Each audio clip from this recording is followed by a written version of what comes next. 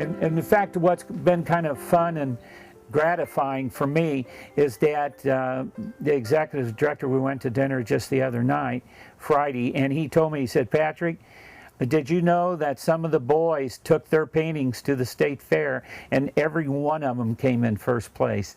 And that, I thought that was really cool. And so one kid, I work even with spray paints, and because the kids sort of identify to it, and when they went in, they said, what medium? And he said, spray paint. And they said, no, we have to have the medium. So thank God the teacher that was there said acrylic, and and he won first place. It was 3 kids, and all 3 won first place, and so that was really great. And so what I do as a reward, I'll give them brushes and you know, their own little kit and stuff to encourage them, that's all. Because you never know, you might have a Picasso there. It is this type of dedication and belief in the kids that has made Patrick an intricate part of helping fulfill the mission of the Florida Sheriff's Youth Ranch. Now at the Florida Sheriff's Youth Ranches, we've been around since 1957, nearly 50 years, helping the boys and girls of Florida. Our mission is to prevent juvenile delinquency.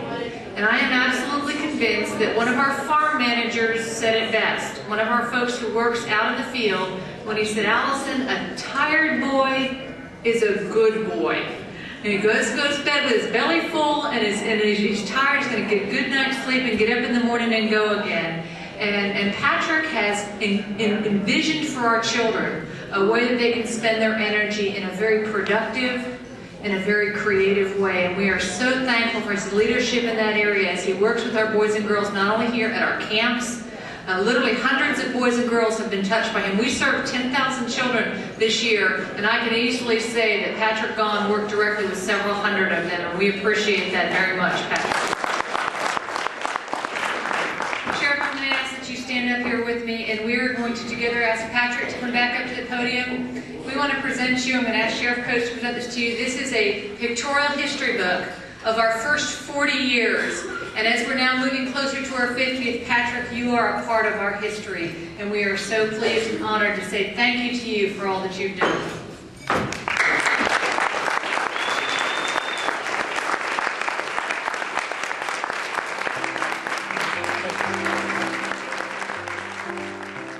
My claim to fame as an artist is that I've not had any formal training, and I'm partially colorblind, but that's why you see a lot of wild colors. But I just get out there and do it. Known for his palette knife work and shimmering bright oils on canvas, much of what Patrick has done can be seen in his home and art gallery, from vibrant watercolors to pourings and sculptures.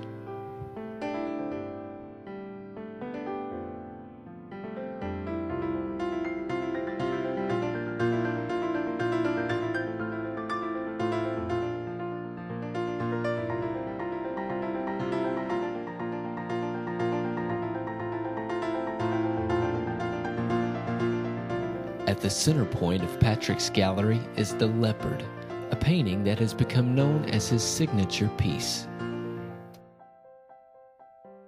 Who I emulated was after Leroy Neiman, and he paints with a knife. Probably has a lot of meaning because it was one of my first ones, and you always sort of like your firstborn. And I didn't know what I was doing, but at the same time, Leroy Neiman put it, he said, you have the ability to look at something even if it's National Geographic, and he said your mind can transfer it. He said you'd make a good forger.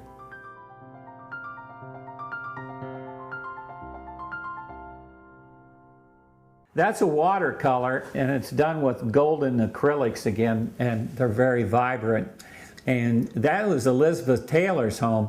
It belonged to the ambassador of Mexico, and he sold it to her when she and Richard Burton did a movie there together in Puerto Vallarta, and that she bought a house, and then he bought one right next door, and I was catty corner from his home, where that's a watercolor, and I sketched it in, and I painted it when I got back to the studio.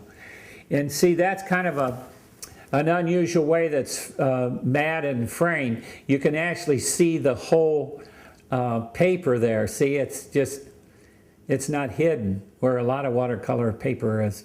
The mattes go right up over that. See how you can see all the way around? This is called Lady on the Beach. And this is both oil and acrylics, and sometimes I just mix them. You see the cracks over in the black part. I actually had an art professor said, "How did you do that?" And it was the way he asked me, so I told him I couldn't tell him. But how it actually was, it was out after I had done it. It was out in the sun, and the sun separated the. So I really didn't create that. The sun did. And someone asked me one time, "How come you don't have a face?" And I said, "Well, I never got to meet her." And that's called Lady on the Beach, Madeira Beach. This piece is the result of an original technique developed by Patrick himself. The process starts with 300-pound paper that is nailed to a plywood board. He then takes the paper to the beach and lets salt water completely saturate it.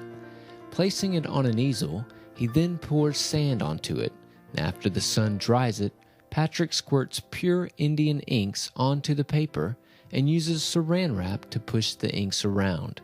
These inks will flow into all the channels and canals that the sand and salt water have created. Cod liver oil is used to block the inks from flowing into certain areas. Lastly, the saran wrap is removed, resulting in an original piece of art that can never be duplicated. This here is supposed to be like it's a lake. I don't know if it appears that way, but that was my thinking, that this is sort of water, and there's the grass, and this is sort of could be mountains or big hills type of thing. So living a dream, Deborah. Well, it's wonderful. I mean, it is. It's a wonderful dream that you can help children. Right. So if you want to learn, teach.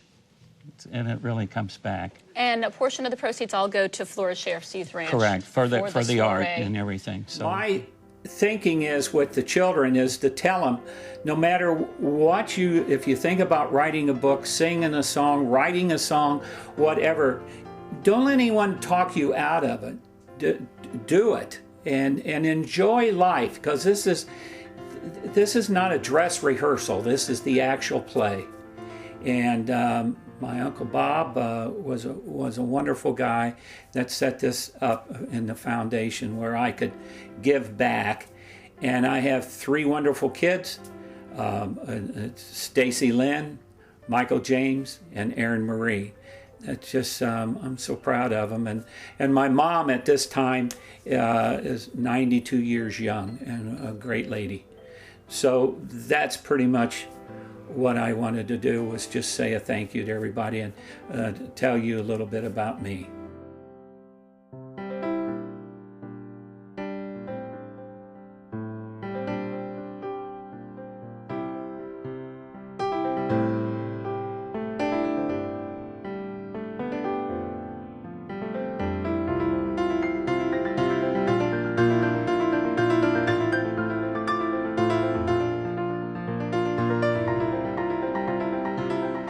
I want to welcome you to Patrick Gaughan's World of Art and Magic, and it's just been wonderful.